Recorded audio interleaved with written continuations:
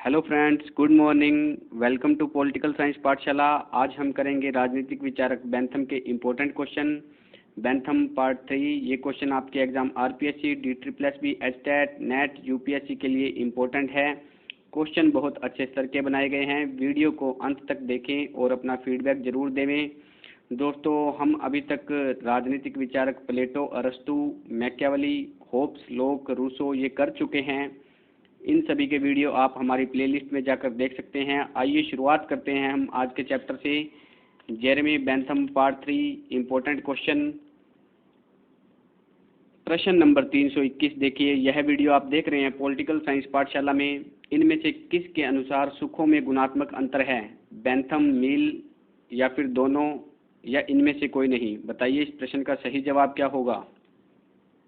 Bentham, मील, दोनों, इनमें से कोई नहीं। इस प्रश्न का सही जवाब है मील। बी ऑप्शन राइट होगा। मील इस प्रश्न का सही जवाब है। बेंथम के अनुसार सुखों में केवल मात्रात्मक अंतर है, जबकि J.S. मील, जॉन स्टुअर्ट मील कहता है कि सुखों में मात्रात्मक अंतर के साथ साथ गुणात्मक अंतर भी है। तो इस प्रश्न के साथ आपको इतनी जानकारी मिलती है। अगला प्रश्न देखते हैं हम। 322 नंबर प्रश्न। इनमें से किसने सुखों का वस्तुनिष्ठ मापन माना है? बेंथम, मील, उपरोक्त दोनों, इनमें से कोई नहीं। बहुत अच्छा प्रश्न, आज का स्टार प्रश्न। बताइए इस प्रश्न का सही जवाब क्या होगा। बेंथम, मील, उपरोक्त दोनों या इनमें से कोई नहीं? इस प्रश्न का सही जवाब है उपरोक्त दोनों, यानी कि बेंथम और मील दोनों ने सुखों का वस्तुनिष्ठ मापन किया है। प्रश्न को देखिए, अच्छे से पढ़िए। बेंथम ने सुखों का केवल वस्तुनिष्ठ मापन संभव माना है, जबकि मील ने सुखों का वस्तुनिष्ठ व आत्मनिष्ठ मापन दोनों संभव माने हैं। ज़्यादातर इसका आंसर बेंथम करते हैं, तो प्रश्न को अच्छे से पढ़िए, उसका सोच समझ कर आंसर दीजिएगा। चलिए हम चलते हैं आज के अगले प्रश्न पर। प्रश्न नंबर 323। बेंथम ने सुख मापन के कितने आधार दिए हैं? 5, 7, 8, 9। बताइए इस प्रश्न का सही जवाब क्या होगा। बहुत अच्छा प्रश्न है। 5, 7, 8, 9। इस प्रश्न का सही जवाब होगा जी 7। बेंथम ने सुख मापन के 7 आधार बताए हैं। अगला प्रश्न, प्रश्न नंबर 324। बेंथम के सुख मापन के 7 आधारों में कौन सा शामिल नहीं है? बहुत अच्छा प्रश्न है, स्टार प्रश्न, इम्पोर्टेंट प्रश्न, बहुत इम्पोर्टेंट प्रश्न है ये। तो इन 7 आधारों को आपको याद करना है। तीव्रता, समयावधि, विशुद्धता, सहभागिता। बताइए इसमें से कौन सा आधार शामिल नहीं है उन 7 आधारों में से जो बेंथम ने बताए हैं? तीव्रता, समयावधि, विशुद्धता, सहभागिता। इस प्रश्न का सही जवाब है सहभागिता। यानी कि तीव्रता, समयावधि, विशुद्धता, ये 7 आधारों में से 3 आधार बताए हैं। आइए हम 7 आधारों को देख लेते हैं। ये 7 आधार हैं। तीव्रता, दूसरा है स्थायित्व या इसको समयावधि या अवधि भी कह सकते हैं। तीसरा है निश्चितता। चौथा है निकटता या इसको दूरी भी कह सकते हैं। पांचवा है उर्वरता, और इसकी जगह जनन शक्ति या उत्पादकता वर्ड भी आ सकता है, तो आपको यह ध्यान रखना है। छठा है जी शुद्धता या विशुद्धता। सातवां है जी विस्तार या व्यापकता। तो आपको ये अच्छे से ध्यान रखना है।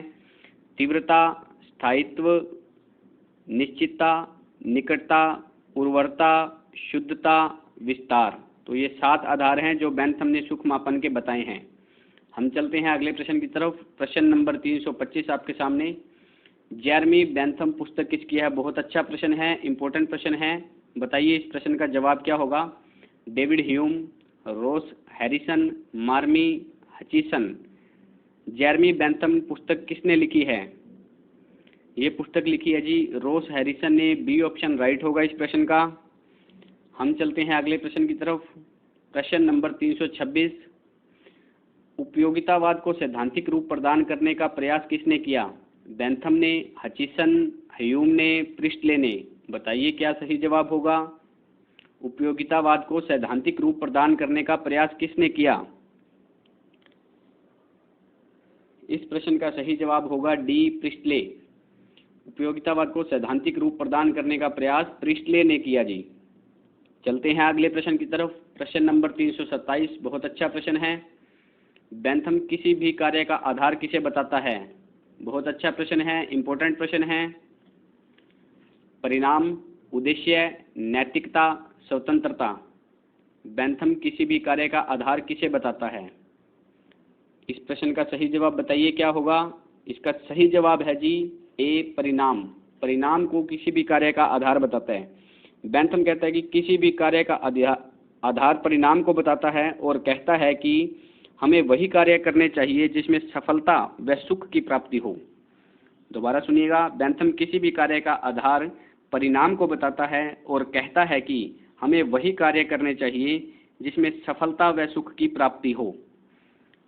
तो इस प्रश्न के साथ आपको इतनी जानकारी मिलती है। आपने अभी तक हमारा चैनल को सब्सक्राइब नहीं किया है तो चैनल को सब्सक्राइब कीजिए, वीडियो को लाइक शेयर कीजिए। प्रश्न नंबर 328 पॉलिटिकल साइंस पाठशाला में आप देख रहे हैं। बैंथम सुख व दुख क्रमशः कितने प्रकार के बताता है? बहुत अच्छा प्रश्न है, सोच समझकर आंसर दीजिएगा। 12-13, 13-12, 12-14 या 14-12। सुख व दुख का क्रमशः बताना है कितने प्रकार के बताता है। तो 328 नंबर प्रश्न का सही जवाब दीजिए क्या होगा? ए, ब, स, द। इस प्रश्न का सही ऑप्शन है द। 14-12 अर्थात जो सुख है वो 14 प्रकार के बताता है जी, जो दुख है वो 12 प्रकार के बताता है। तो आपको ध्यान रखना है, सुख 14 प्रकार के, दुख 12 प्रकार के। अगले प्रश्न पर चलते हैं। अगला प्रश्न है 329 नंबर। बैंथम सुख दुख के कितने बाह्य स्रोत बताता है? बहुत अच्छा प्रश्न है, स्टार प्रश्न। बैंथम सुख दुख के कितने बाह्य स्रोत बताता है? 2, 3, 5, 7। बताइए इसका सही जवाब क्या होगा? 2, 3, 5, 7। इस प्रश्न का सही जवाब है 5। बैंथम सुख दुख के 5 बाह्य स्रोत बताता है। प्रश्न नंबर 330। बैंथम सुख दुख के बाह्य स्रोतों में कौन सा शामिल नहीं है? तो बैंथम के सुख दुख के बाह्य स्रोतों में कौन सा शामिल नहीं है? प्राकृतिक स्रोत, धार्मिक स्रोत, नैतिक स्रोत या फिर राष्ट्रीय स्रोत। बताइए क्या होगा इसका जवाब? बहुत अच्छा प्रश्न है। जैसा कि हमने पिछले प्रश्न में देखा कि बैंथम के सुख दुख के कितने बाह्य स्रोत हैं, तो इसका आंसर देखा हमने 5, अर्थात सुख दुख के 5 बाह्य स्रोत हैं, उनमें से 3 इसमें मौजूद है, 1 इसमें नहीं है। प्राकृतिक स्रोत, धार्मिक स्रोत, नैतिक स्रोत, राष्ट्रीय स्रोत। इस प्रश्न का सही जवाब होगा डी, राष्ट्रीय स्रोत इसमें नहीं है। प्राकृतिक स्रोत है, धार्मिक है, नैतिक स्रोत है। इसके अलावा 2 और हैं जी, सामाजिक स्रोत और 5वां है जी राजनीतिक स्रोत। तो आपको ध्यान रखना है, बैंथम के सुख दुख के 5 बाह्य स्रोत जो हैं आप फिर से एक बार नोट कर लीजिएगा। प्राकृतिक स्रोत, सामाजिक स्रोत, राजनीतिक स्रोत, नैतिक स्रोत और धार्मिक स्रोत, ये सुख दुख के 5 बाह्य स्रोत हैं जी। हम चलते हैं आज के अगले प्रश्न पर, करंट अफेयर प्रश्न। पहला प्रश्न आपके सामने, लोकसभा ने कर्मचारियों के लिए शुरुआती स्तर पर किस भाषा का पाठ्यक्रम शुरू किया है? जापानी, फ्रेंच, रशियन, मंदारिन। तो बताइए इस प्रश्न का सही जवाब क्या होगा? जापानी, फ्रेंच, रशियन, मंदारिन। इस प्रश्न का सही जवाब है फ्रेंच। लोकसभा ने कर्मचारियों के लिए शुरुआती स्तर पर फ्रेंच पाठ्यक्रम शुरू किया है। ठीक है जी। दूसरा प्रश्न करंट अफेयर का, international film festival of India 2020 कहाँ आयोजित किया जाएगा? Mumbai, Delhi, Assam, Goa. International film festival of India 2020 कहाँ आयोजित किया जाएगा? मुंबई, दिल्ली, असम, गोवा। बताइए इसका सही जवाब क्या होगा? इस प्रश्न का राइट आंसर है जी गोवा। गोवा में यह आयोजित होगा 2020 में। तो ये थे हमारे आज के प्रश्न। वीडियो अच्छा लगा हो तो लाइक शेयर सब्सक्राइब करें। यह हमारा चैनल पॉलिटिकल साइंस पाठशाला। जय हिंद, जय भारत। Thanks for watching.